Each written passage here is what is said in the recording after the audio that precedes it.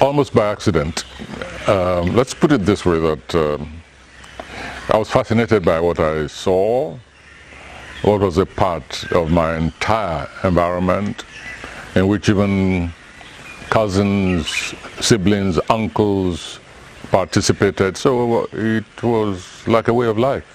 And of course, as I've narrated, I was very, very precocious as a reader. So I read novels, I read biographies, plays, and it became a habit, shall we say. That's why I say it was almost an accident. It was just nothing I worked very hard at least not until my maturity.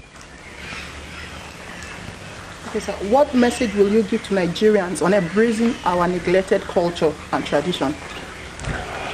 The important thing is that one must never let anything die out. Everything is of value, and that includes culture, it includes even what I call traditional technology, it includes even traditional architecture. All these are part and parcel of culture, and my only, if you ask me for my advice or comment, I'll just say, why waste what exists if it's not harming society?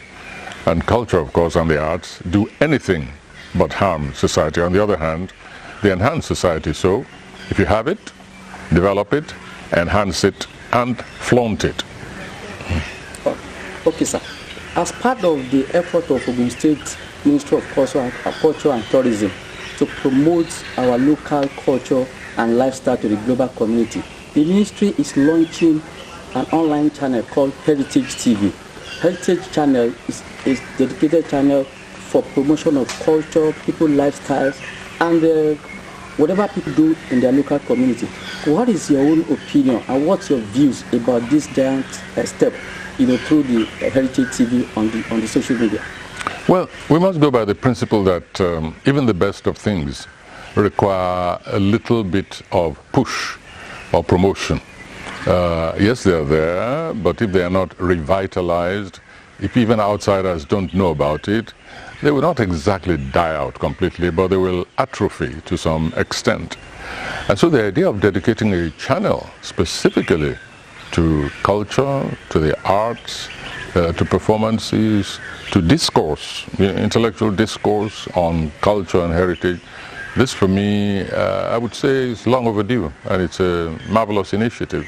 Now, sir, what is your own opinion to this giant strike? Because on Google now, when you type your name, when your name is typed, first to 20 pages there is filled with your pictures, with your activities, and now there is no aggregated point where African cultures can be aggregated. And the whole Western world is saying Africa is the next destination. Africa is where the content is. And what's your advice to the politician? Their attitude to using technology to promote their activities, just like what the Honorable Commissioner of Culture and Tourism, Honorable Miwala Dipo, is doing. We really want your own opinion and advice to the politician and also to traditional rulers. Well, I notice you mentioned technology, which includes, of course, the technology of communication, which very often is terribly debased. For instance, what people refer to glibly as the social network, internet, is one of the most debased agencies of communication that exist in the world today. You sometimes think that those who infest that network are just baboons and yahoos and absolutely, the people with vile temperaments who debase, in fact, what I call cultural communication. So it's about time an effort is made to take over that marvelous agency called technology from such wasters. What you read sometimes, and I don't go there, but people send me, linkages. Have you seen this, and so on? And I wonder what sort of humanity, inhabits that space, that virtual space. It's wasted. It's degrading most of the time. I'm not saying nothing serious ever takes place on it. But language is debased, culture is debased, even humanity and human relationship is debased. People intervene in private affairs about which they know nothing. they sit in judgment over their betters and over total strangers, and then the most scabrous language. So for me, any effort to rescue technology from the hands of the neo-barbarians is something for which humanity should be grateful. And I certainly wish the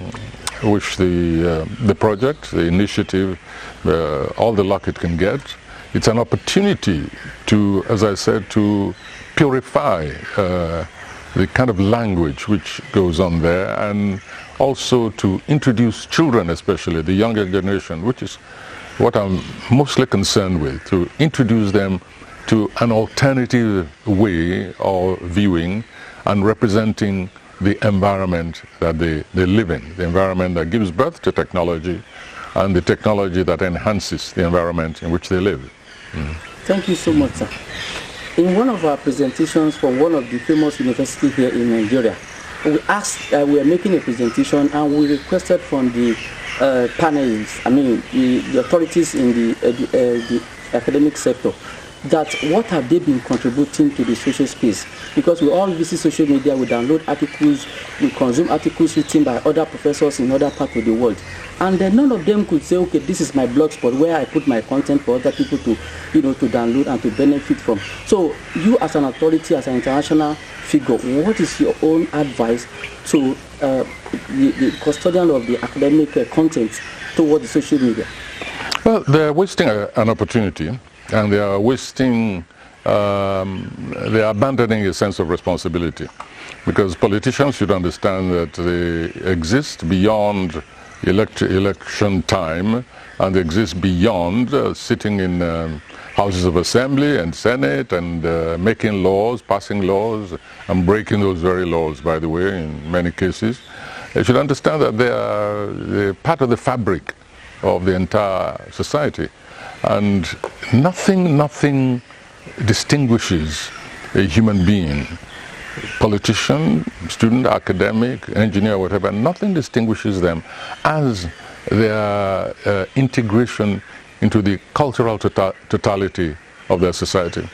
So the politicians, I think, I can't say I blame them totally. Maybe some of them just read the garbage that they find there and they run away from it. They don't want to be contaminated by it. That, I think, is a mistake.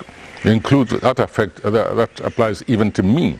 I would say that even I personally and my colleagues, those who believe that at the moment the social media is degrading, we should take it on and utilize it a lot more. So I really shouldn't blame them too much. They read what comes in there and say, no, I don't want to exist in this kind of environment. But if we don't do something about it, it's, as I said, the baboons who will inherit that space, that very useful space. So maybe when this project starts, dedicated to cultural programs and enhancing the cultural opportunities which our young people have, they might begin to see the opportunities there and to feel more comfortable.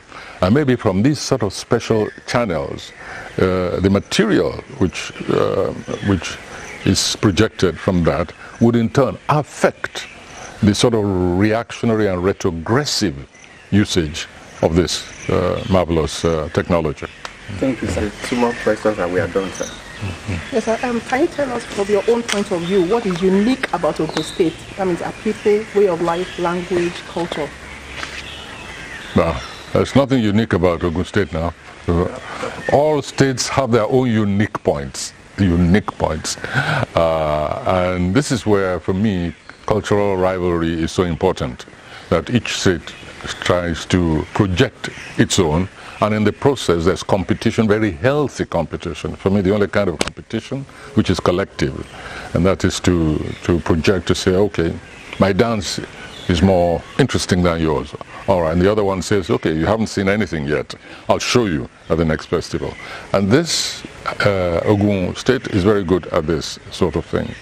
I suppose that's what led to the initiative, which I think is probably the first in the nation, of a drum festival. Because many people tend to underestimate the value of drum. The thing is just a habit. Whereas it's a very sophisticated rhythm. Is a very sophisticated possession of human beings. We all live in a world of rhythm, right from infancy, from birth. In fact, from the heartbeat to the pulse to the the sounds which you're hearing all around right now. Each bird has its own rhythm. It's not just a cacophony that we're listening to. Listen very carefully. You'll detect a polyphony even in the cries around here. And when that is transmitted to man-made instruments humanity becomes expert, it enhances what is basically natural, then that's what we recognize as an artistic advance on what is ordinary. I was there this morning, and I was very delighted. They were holding auditions, and I was at the Cultural Center. It was a delight to watch a young woman, a young girl, displaying such discipline, sense of variation, interacting with a traditional drum orchestra which is sitting down there. And to watch that virtuoso performance from somebody so young, she couldn't have been more than about 18, and using that simple, small, not even the yailu, but the smaller ones, extracting from that simple looking instrument an array of rhythms, very sophisticated. It was very heartwarming. So I suppose Ogun can boast of something like that. Yes, I just thought of that one. Yeah. So there is a general views, simple views about you, being a figure and a promoter of culture. Ǹjẹ́ ẹ máa ń sọ Yorùbá sà? Do I ever? Ẹ máa ń sọ Yorùbá? Mi ò ṣe kí n gbọ́ Yorùbá lẹ́nu mi. Mi ò tí gbọ́ rí sà. Kí ló ń gbọ́? Ṣé Russian ló máa ń gbọ́ ni máa sọ ni? Àbóyìnbó nìkan ló máa ń gbọ́. Drum festival akọ́ṣẹ́ máa sọ Yorùbá ń bẹ̀ sà. Tó bá sọ Yorùbá sí mi, màá gbá ẹ lóhùn Yorùbá.